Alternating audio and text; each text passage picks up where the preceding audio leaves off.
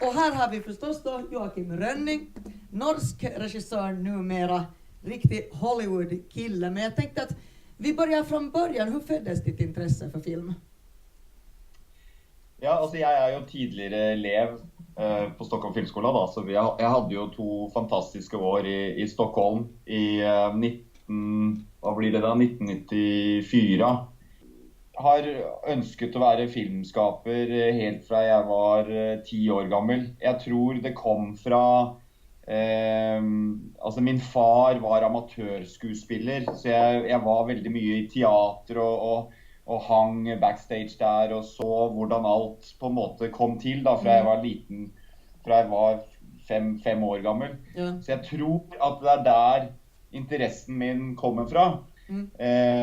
Med det og den interessen i det å skape en eller annen form for illusion, men også å fortelle en historie da, gjennom en kunstform. Og så, ja, jeg tror den filmen som gjorde det for meg, at jeg bestemte meg da som 10-åring å bli filmskaper, var nok E.T., altså Steven Spielberg. Da var jeg så heldig å være 10 år gammel når den filmen kom ut. Og den satte i gang en sånn enorm interesse fra meg på det at jeg var så imponert over at man kunne skratte og gråte og bare 2 timer i en kinosal sammen med andre mennesker. Jeg tror den fascinasjonen kom nok fra det øyeblikket, og det også de type emosjoner som jeg, altså i mitt senere arbeide da, og når jeg skaper film, alltid ser etter, altså den emosjonelle kjernen. Så det kommer nok fra det, tror jeg faktisk. Ja. Altså. Men fanns det andra än Spielberg som du liksom så upp till och tänkte att en sån här sorts filmskapare vill jag bli? Ja, altså jeg tror, altså Spielberg var jo på en måte, altså han har jo kommet, nå han jo inne i varmen, men jeg vokste jo opp i et miljø i Norge, et filmmiljø i Norge hvor Spielberg var et negativt ord. For at han var så kommersiell, eller? Ja, at det var kommersielt, det var Hollywood, og det var, når jeg vekste opp altså, i filmbransjen i Norge, negativt. Fordi det ikke var ren kunst da. Men jeg tror at det jo det som så fantastisk med film, at hvis man gjør altså det jo alle mulige typer filmer, altså alle mulige typer kunstverk, og jeg tror når jeg var 12, 13, 14 år og begynte å få også øynene opp for litt smalere film, så var det jo da en film som regissert av Lasse Hallstrøm, som het Mitt liv som hund.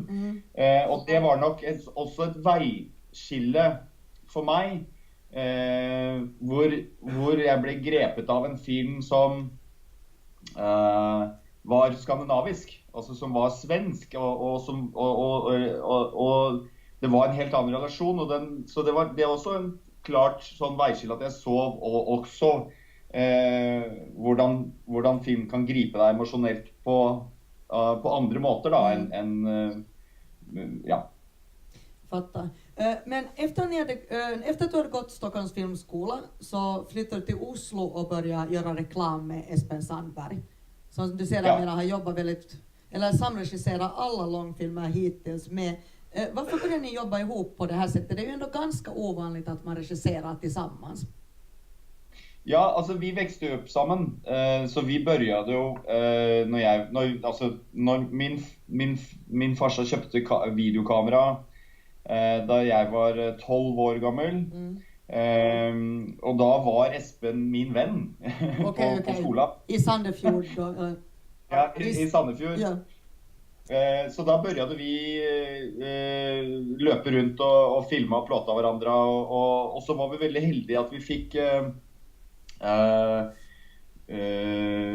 mulighet til å sitte i et videoproduksjonsselskap i Sandefjord, da, som en liten stad i Norge, sør i Norge, hvor vi kunne sitte på netterne og jobbe med den utstyr som den gangen var veldig dyrt. Altså, det kostet 1 million kroner å ha en editorial suite. Altså, det var jo insane. Altså, med U-matic og low-band og high-band og altså, det var, ja, og formatene forandret seg hvert annet år, ikke sant? Så, men jeg tror det var også et skille for oss. Da var vi rundt 14-15 år, hvor vi fikk muligheten til å redigere alt vi hadde filmet. Altså vi fikk mulighet til å se den enorme effekten som klippning har, da, at man skaper jo filmen på nytt, da.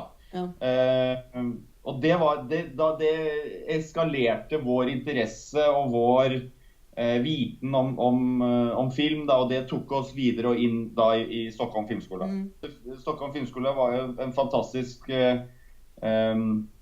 mulighet for oss til å jobbe med film og sånne ting for første gang, men reklamefilm har jo også for oss vært en fantastisk skole, at man må destillere en historie ned i 30 sekunder, 45 sekunder, og jeg tror at som regissør så det helt avgjørende at man har en drive, som det heter på engelsk, altså, ja, en drive.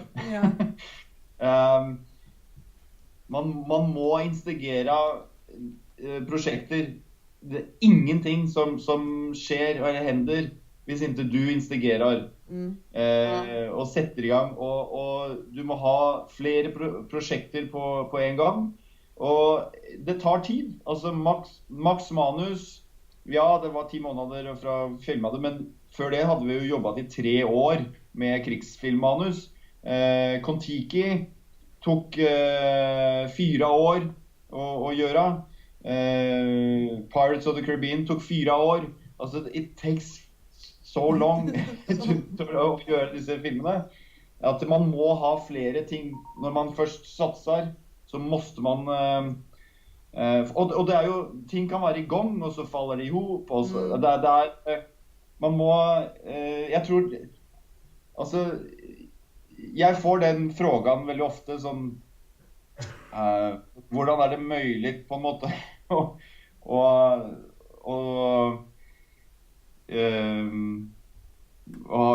komme fra Sandefjord og gjøre film med Johnny Depp og så videre.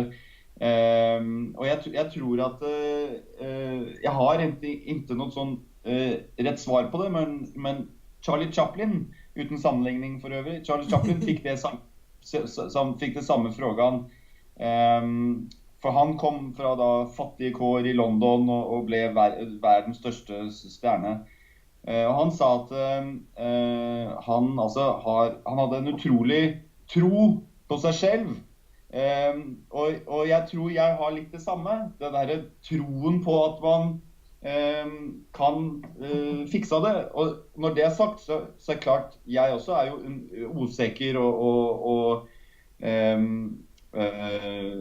hva skal jeg si, nervøs, og om jeg på djupt vatten.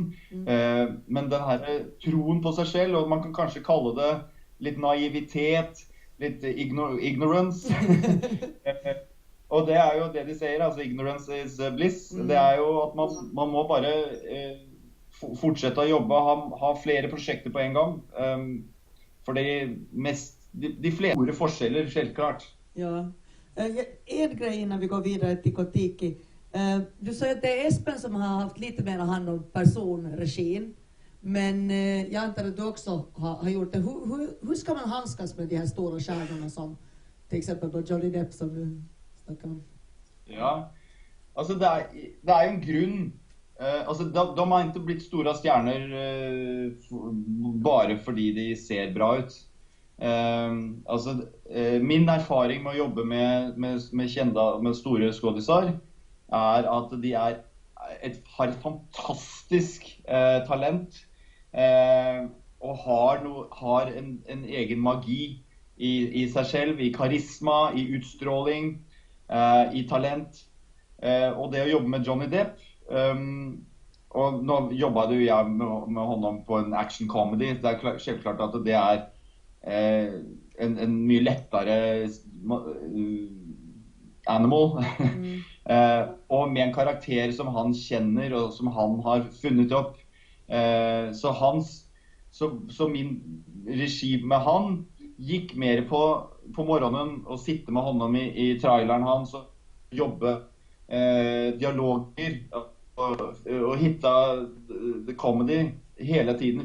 Hitta ok, hvordan. Og han er en utrolig rolig kar, altså funny. Og det var de beste øyeblikkene på det opptaket, var å jobbe med han og hans karakter. Så vi skrattet jo i en time hver morgen og jobbet med hans karakter. Og så kommer han ut, og i full dags og hatt og alt. Og så gjør vi 2 takes, og den første sitter, så går vi videre. Altså han er et geni, og kanskje et komisk geni vil jeg kalle han, absolutt. Ja, men jeg hadde fantastiske 2 år på filmskolen, og det er jättekul å se dere. Så break a leg. Det er bra, nå kan ni alla visa. Ha det! Hej då!